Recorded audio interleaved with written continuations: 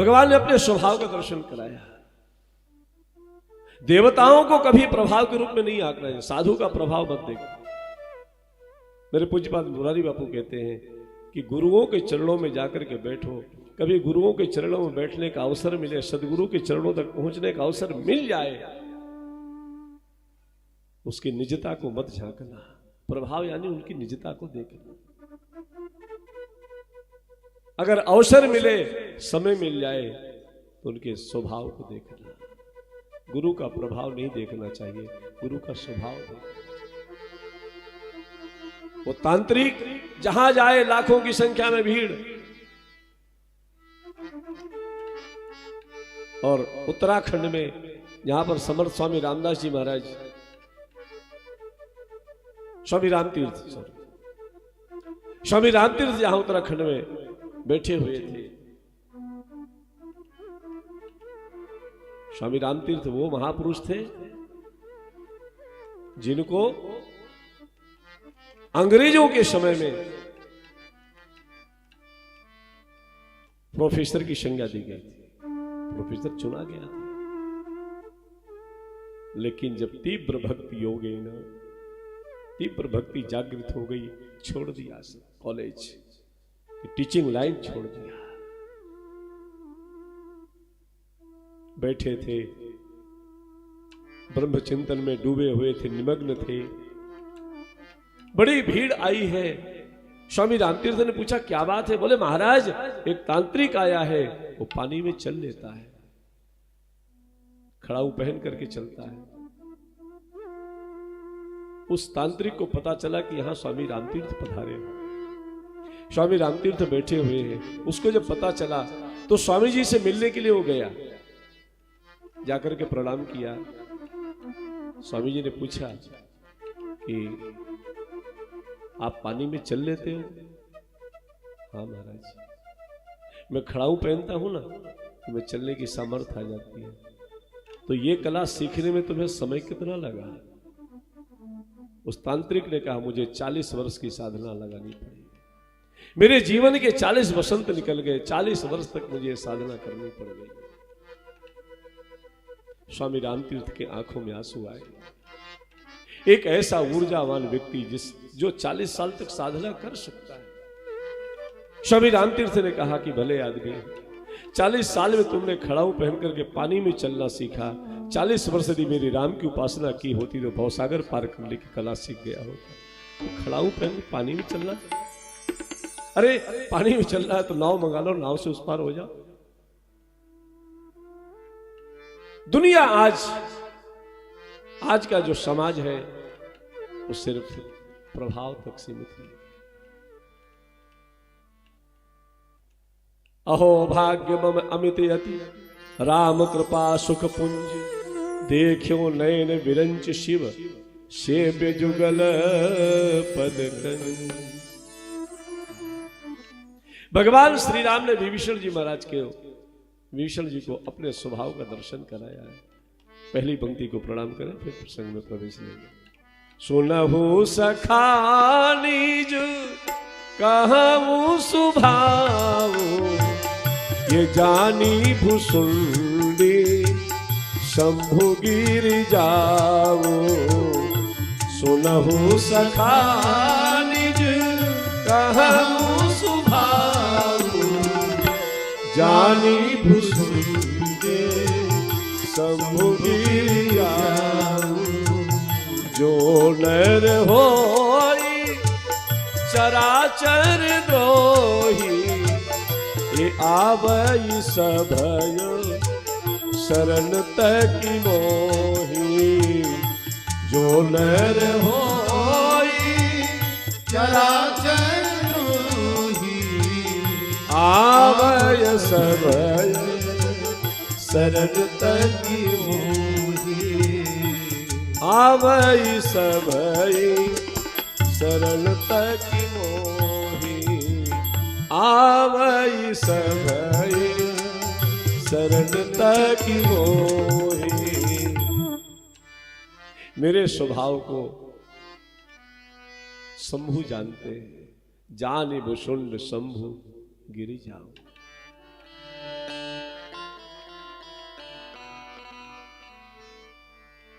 मेरे स्वभाव को भुशुंडी जानते हैं, मेरे स्वभाव को पार्वती भी जानती है। अच्छा, राम जी के स्वभाव का दर्शन कागभुशुंडी जी ने तो किया, भगवान शिव ने भी किया, लेकिन पार्वती मैया को भगवान के स्वभाव दर्शन करने का अवसर कब मिल गया?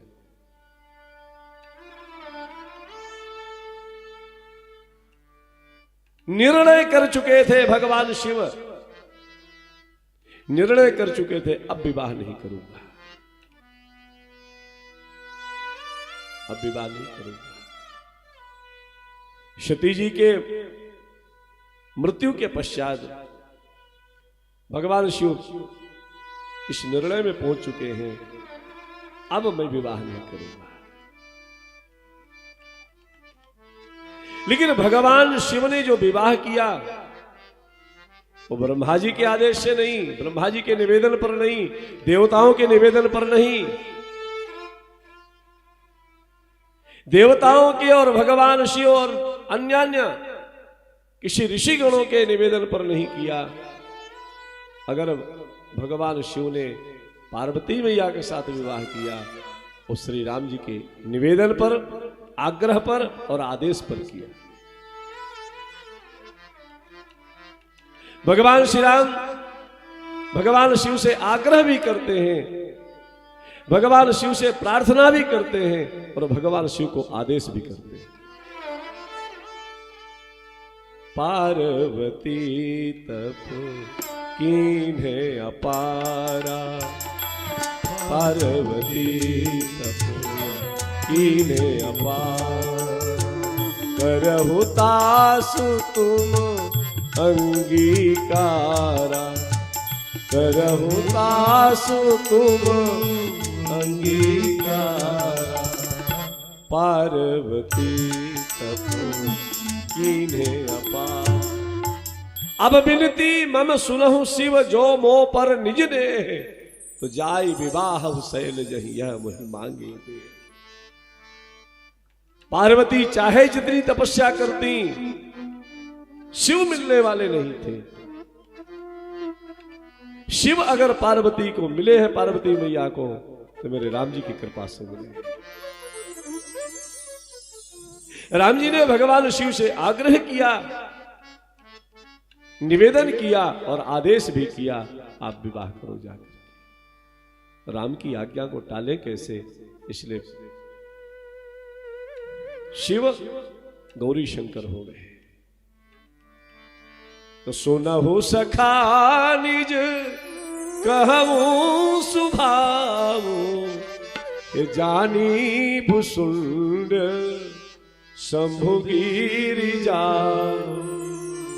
मेरा स्वभाव कागभुशुंडी जानते हैं, मेरे स्वभाव को शिव जानते हैं, मेरे स्वभाव को पार्वती भी जानती है। और वो स्वभाव क्या है कि जो नर होई चराचर द्रोही। आज हमको किसी ने दीक्षा ली, मंत्र दीक्षा लिया, तो उनको कंठी दी गई, तो बोले महाराज हम किसी मिट्टी में जाएं या किसी सोर में जाएं तो इसको पहन सकते हैं।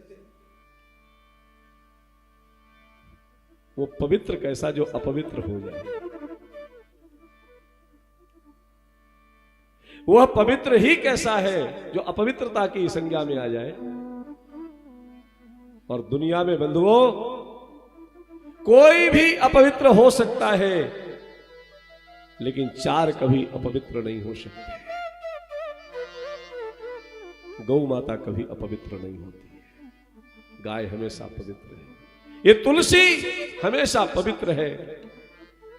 गंगा को दुनिया की किसी की सामर्थ्य नहीं है कि गंगा को अपवित्र कर ले। और किसी भी जगह मिलावट हो सकती है, अपवित्र हो सकता है, लेकिन मेरे राम नाम पर कोई मिलावट नहीं हो सकती, कोई अपवित्र नहीं कर सकता। चाहे आप सोवर में हो, चाहे सूतक श्मशान घाट में ही भी कहते हैं लोग राम नाम सत्य है। अथवा मुर्दे को भी जो पवित्र करने की सामर्थ्य इसके अंदर है, उसका नाम राम नाम। हमारे पूज्यपाद वलूक पीठ वाले महाराज जी कहते हैं कि हिमालय के बराबर रुई की ढेरी लगा लो, हिमालय के बराबर कपास की ढेरी लगाओ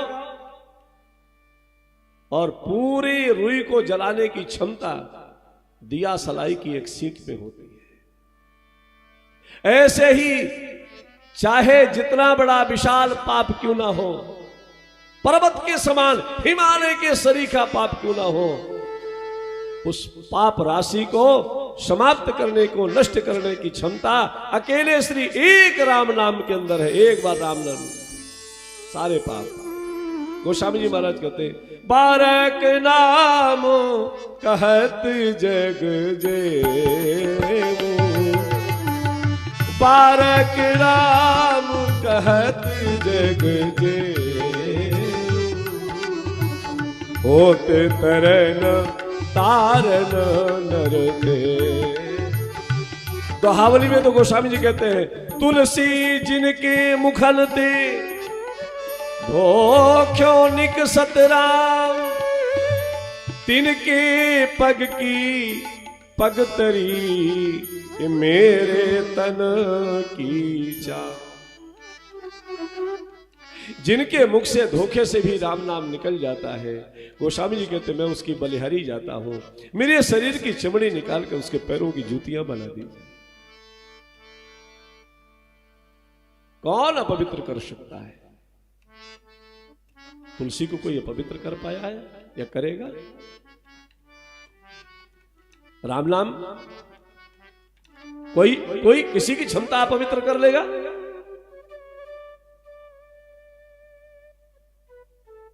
कोई अपवित्र नहीं कर सकता।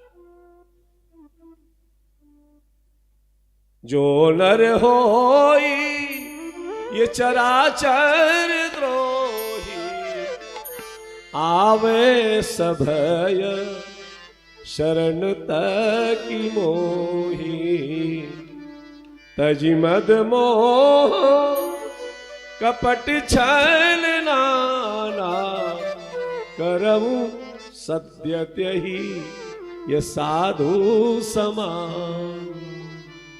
अरे भैया इतनी बड़ी महिमा है कि अगर आपने प्रदर्शन के लिए भी अगर ये बाना धारण कर लिया तो भी कल्याण हो जाएगा। प्रदर्शन के लिए एक मछली मारने वाला व्यक्ति था, नदी के किनारे मछली मार रहा है। राजा बड़ा सत्संगी है, बड़ा संस्कारी है, यात्रा आ रही है और अहिंसक वृत्ति थी उसके राज्य में। इसको पता चला, राजा की दृष्टि पड़ी, मृत्यु दंड मुझे मिलेगा। कोई साधन नहीं था इसके पास बचने का। तो जिस आग से मछलियों को निकाल करके भूनता था, पकाता था, वो आग को किनारे किया, राख इकट्ठी किया जल्दी जल्दी, और जो बंसी जिसको डाल करके, जाल डाल करके मछली पकड़ता था, उसको तोड़ करके धागा बनाया, उसी की गांठ बना ली और माला बना ली। उसी राख को पूरे शरीर में लपेट लिया और राख का ही तिलक लगा लिया, हाथ में उसी की माला लेकर आंख बंद करके बैठ गया। राजा ने देखा कोई तपस्वी बैठा हुआ है, हाथी से नीचे उतरा और उस मछली मारने वाले के पैरों में जाकर के प्रणाम किया। अब इसने भय के मारे आंख नहीं खोली कि अगर राजा देखेगा तो पहचान जाएगा। आंख बंद करके अब राजा को लगा इतना बड़ा प्रभावशाली महात्मा, अरे मैं झुक रहा हूं, मैं प्रणाम कर रहा हूं तो देख भी नहीं रहा। वो और प्रभावित हुआ, उसने साष्टांग किया उसको और इसने डर के मारे आंख नहीं खोली। राजा निराश होकर के वापस चला गया और जब चला गया तभी अपनी दशा पर विचार किया कि मैंने जिस भेष को लेकर के ढोंग किया था उस ढोंग ने राजा को नतमस्तक कर दिया। अगर मैं वास्तविकता में राम का नाम जपा होता तो मेरा जीवन का कल्याण हो गया। छोड़ दिया मछली मारना उस दिन से। क्या महिमा है महाराज।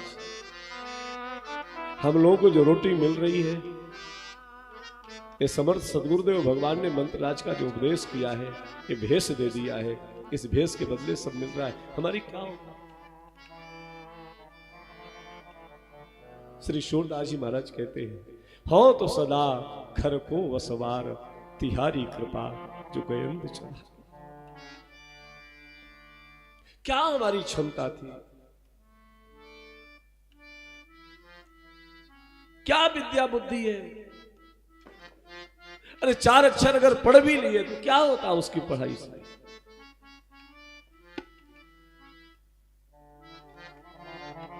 कभी महापुरुष आपको अपना सानिध्य प्रदान करे ना, तो मेरा निवेदन समझो। कभी कोई महापुरुष आपको आदर दे, कभी कोई महापुरुष आपको अपना सानिध्य प्रदान करे, इसके पीछे अपनी सामर्थ्य मत मानना, इसके पीछे यह समझना सदगुरु की कृपा है, मेरे माता पिता का आशीर्वाद है, गुरुजनों का आशीर्वाद है। यह धारणा बना करके चलना, तुम्हारी यात्रा सफल हो जाए, तुम्हारी जीवन यात्रा सफल हो जाए। सुनहु सखा निज कहूं सुभाऊ, जानी भुसुंडी शंभु गिर जाऊ। सुनहु सखा निज कहूं सुभाऊ, जानी भुसुंडी शंभु गिर जाऊ। जो नर होई चराचर द्रोही, आवय सभय शरण तक मोही। तो तज मद मोह कपट छल नाना, करम सत्य तेहि साधु समान। लेकिन जननी जनक बंधु सूत दारा, ये तन धन भवन सुहृद परिवारा। सबके ममता ताग बटोरी, मम पद मणि बांधु बरडोरी। सुनहु सखा निज कहूं सुभाऊ, जानी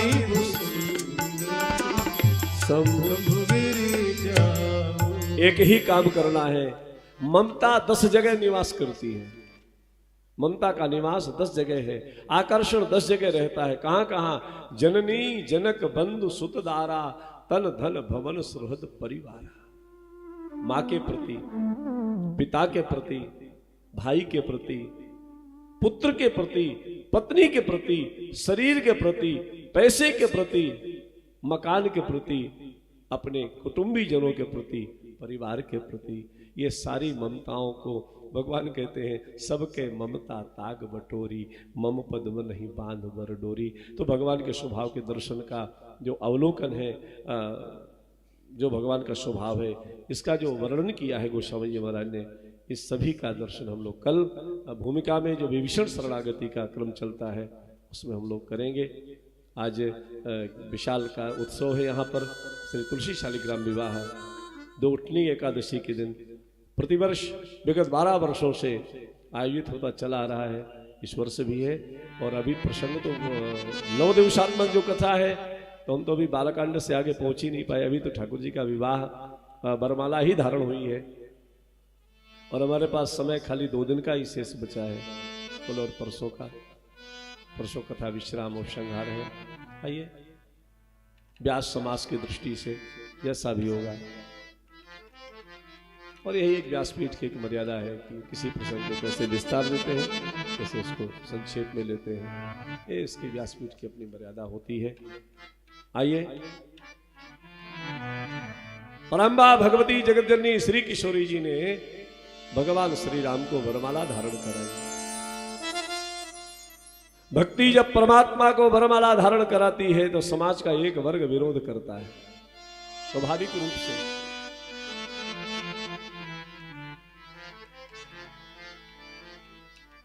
ये समाज का एक स्वभाव है। आप भक्ति मार्ग में चलेंगे, पता नहीं लोग कितने कितना टीका करेंगे।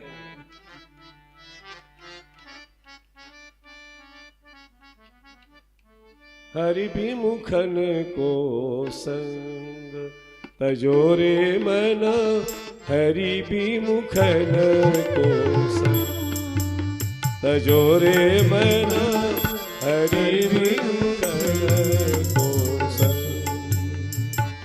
जिनके संग कुमति उपजत है, जिनके संग कुमति उपजत है, परत भजन में भंग। जोरे मन हरि विमुखन को संग, जोरे मन हरि विमुखन को संग। जब जब भक्ति के मार्ग में हम जाते हैं, समाज का एक वर्ग हमारा परिवार ही विरोध करता है। कई बार पत्नी विरोध करती है, कई बार पति विरोध करता है, और पता नहीं कब कहां से विरोध आ जाए, किधर से विरोध आ जाए। परम्बा भगवती श्री किशोरी जी ने भगवान श्री राम के गले में वरमाला धारण कराई, तो राजाओं का एक बड़ा समूह था, राजा भी आए थे 10,000 की संख्या में। उन सभी राजाओं ने विरोध किया, विरोध करना शुरू कर दिया। अरे हम मर्दों के रहते इस राजकुमार के साथ में राजा ने अपनी बेटी की वरमाला धारण करवा दी राजकुमार को, ये कैसे हो सकता है, ऐसे कैसे हो जाएगा। तो जो बुद्धिमान राजा थे उन्होंने कहा भाई सही बात तो ये है कि जो निर्णय था, जो राजा की प्रतिज्ञा थी, वो तो ये थी कि जो धनुष का भंजन करेगा मेरी बेटी उसके गले में वरमाला प्रदान करेगी। और उनके निर्णय के आधार पर एक कार्यक्रम हुआ। तो कुछ लोग ऐसे होते हैं जो खाली बोलते हैं और बोलना छोड़ते नहीं है, किसी भी हद तक जाकर के बोलते हैं। ऐसे कैसे हो सकता है।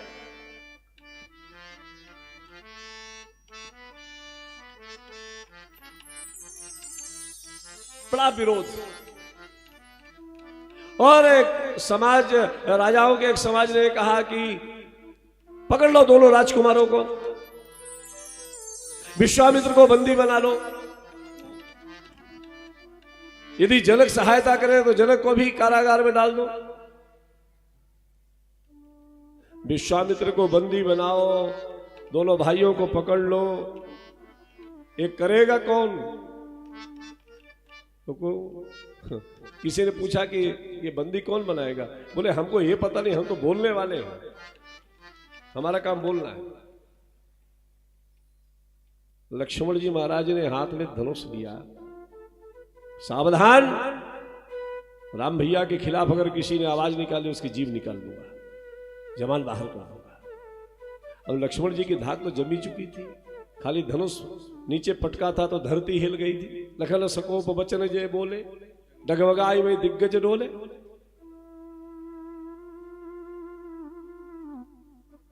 राजाओं का ऐसा विप्लव चल रहा था। महाराज जनक ने श्री सियाजू को महल के अंदर पहुंचवाया और दैव प्रेरणा से उसी समय जब नग्नि नंदन श्री परशुराम जी महाराज का आगमन होता है, गोस्वामी जी महाराज कहते हैं, तेहि अवसर सुनी शिव धनु भंगा, तेहि अवसर सुनी शिव धनु भंगा, तेहि अवसर सुनी शिव धनु भंगा, तेहि अवसर सुनी शिव धनु भंगा।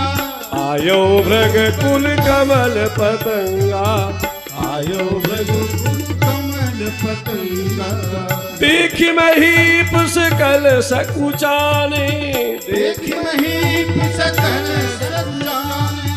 बाज झपट जनु लवा लुकाने, बाज झपट जनु लवा लुकाने, बाज झपट जनु लवा लुकाने, झपट जनु लवा लुकाने, बाज झपट जनु लवा। ऐसे महाराज परशुराम जी आए, ऐसी धाक जमी थी परशुराम जी की कि 5 क्षत्रिय एक जगह इकट्ठे नहीं हो सकते। पूरे समाज में धारा 44 लगा रखी थी, मेरी अनुमति के बगैर 5 क्षत्रिय एक जगह इकट्ठे नहीं हो सकते। ये भी जमाना रह चुका है, लेकिन ये तो संसार का क्रम परिवर्तनशील होता है। महाराज परशुराम ने कहा कि परशुराम जी आए, तो परशुराम जी को देख करके राजा जो विप्लव कर रहे थे, जो झगड़ा करने जा रहे थे, वो सब अपने अपने कुर्सियों के नीचे छुप गए।